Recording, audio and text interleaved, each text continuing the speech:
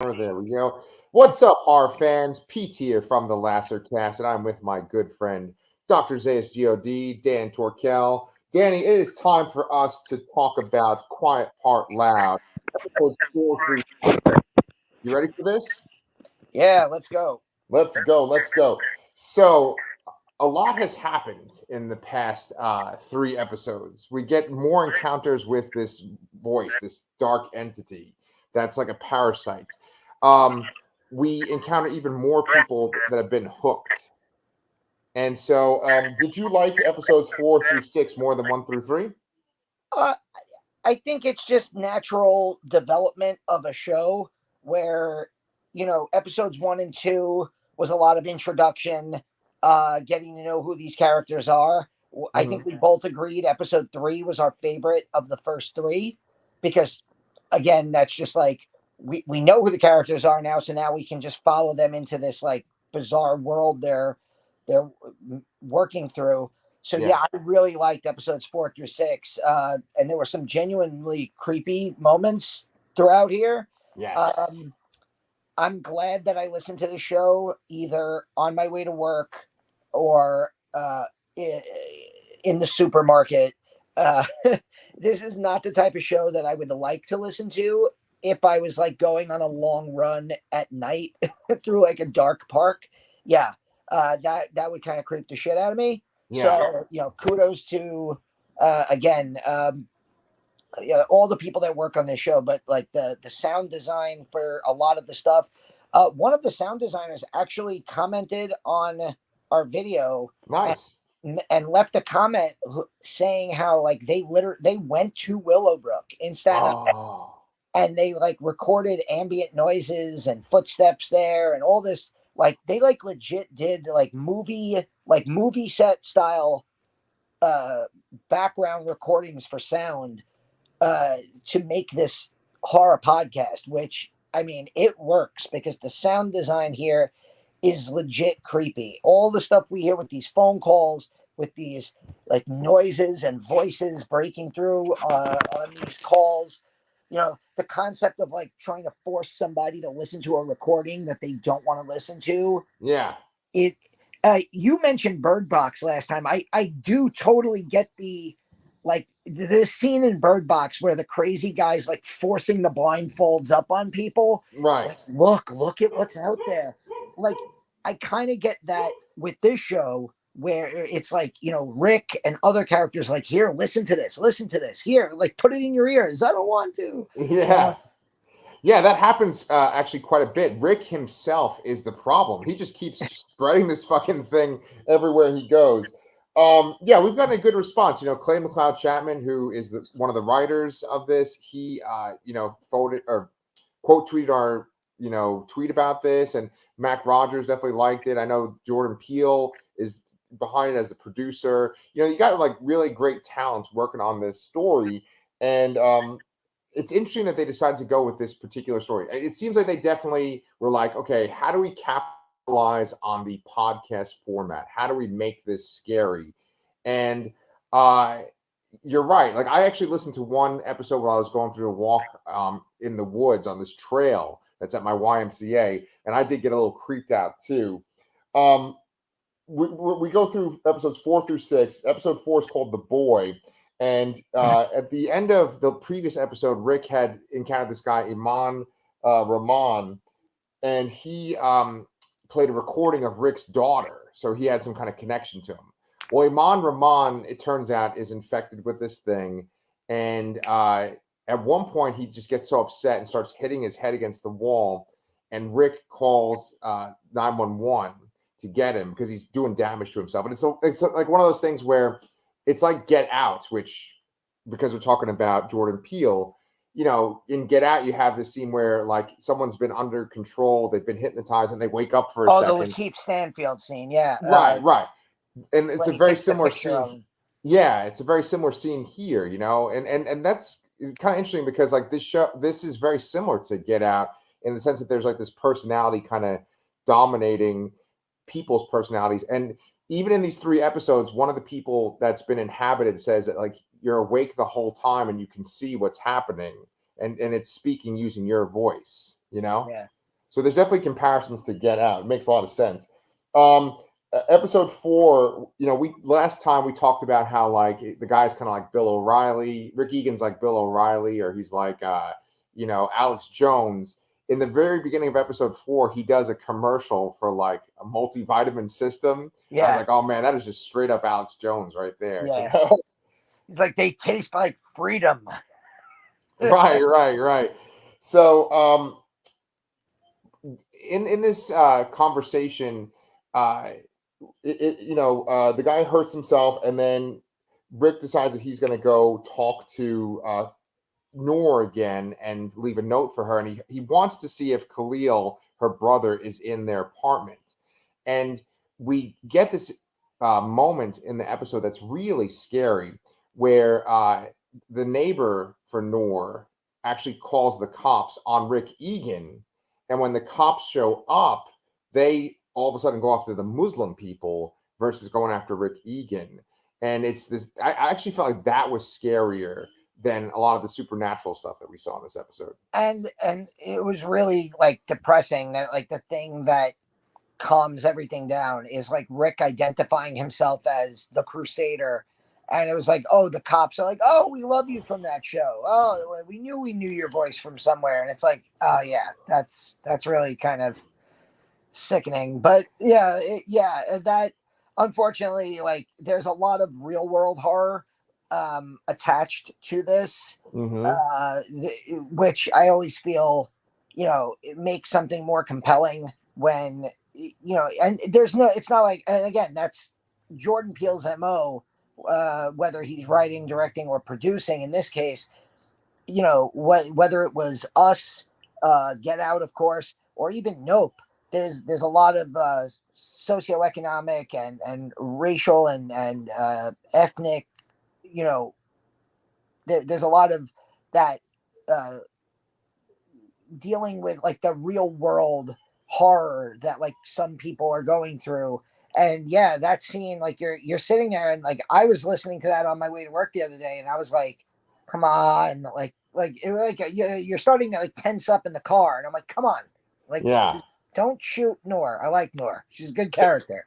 And exactly. I'm really starting to like her, like, her and Rick have like this antagonistic like partnership, kind of. And then, she has some other really good conversations with, well, do you want to bring up that part Yeah, about go ahead. Khalil? Yeah, The fact that Khalil is there, yeah, but he's still the same age that he was when he disappeared in 2001, like a right. month after 9/11. Yeah, And he's still like the same teenage boy, and she's like trying to have conversations with him, and it's like really funny how she's like, yeah, you're calling me older sis now, but you used to hold, they're twins, and you used to hold it over my head that you were born 5 minutes before me. right. But like he hasn't aged. But then we Mhm. find out that another one of the missing, Staten Island 3, is also still there, and he has aged. Yeah, And like they hear his voice, and they're like, that he's definitely grown up over these last 7 8 years. What is it, 8 9 years? it's 8 years because it's like Yeah, 2008 to 2009. 2009. Yeah, So something is going on where like Khalil hasn't aged, and there's this, you know, sound or force that is like controlling people, and they're doing, bad things to themselves. It's very it's just very creepy, and it's a perfect idea for a podcast because there's no visual attachment to this, so it makes sense that the auditory is the evil in this series, that it's the sound that's the evil force of some kind. So like we're not stuck like describing the things we're seeing. right, It's just always there.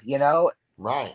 And I think it also is like a really good parallel to a lot of the stuff that like we just go through. Like I feel like today most human beings walk around constantly with headphones in their ears. Yeah. We are bombarded with sound all the time. I mean, you and I are recording on devices right now. I'm on my phone. You're probably on your computer. Yes. And, there's all the white noise that comes from all of these technologies that we have. But then, like, I'm going to a show today, and when I get on the train, I'm going to put my AirPods in and I'm going to try to cancel out the human noise with, pumping sound into my ears. Yeah. And it's, and my son is, he's on Xbox 360 or whatever, video game he plays. And he has his big freaking headphones in so he can, listen to the game and play with people. This is like the way of the world. And if there's a sound that is eating at us while we're doing these just absolutely normal activities, like Khalil playing his video games or, listening to a podcast, it's creepy as all hell. Yeah, really great point. And I like the fact that you made about how we're just hearing things, we're not seeing things. And like you and I just recorded a video where we talked about The Peripheral. That was like our review on my other channel, Comic Books Transformed. And we were talking about how the show kind of falls short for us. And I think that like we don't necessarily care about some of the characters on there. And yet we've only listened to 6 20-minute bite episodes of this show, and I do care about Noor. I don't want Noor getting shot in her apartment. I even care about Rick Egan, even though he's a total douchebag, right? Yeah. They're able to do so much with so little. We haven't even seen their faces or anything like that, like we have reviewing The Peripheral. We just hear their voices, and it's very compelling right away. And also the mythology behind it is super compelling too. In episode 7, I'm sorry, in episode 5, This Is My Weekend, Rick has his daughter Becca, and he takes this phone call where he's talking to a professor about the idea of jinn, which are these sort of mythical creatures that are from like Islamic culture. They even They're say like, that. Go ahead. they're almost like genies, but Exactly. but Yes. it's the first time I ever heard the word jinn was actually in the movie Wishmaster, Right. Right. which was like a Wes Craven produced movie, but it had like all these horror icons in it.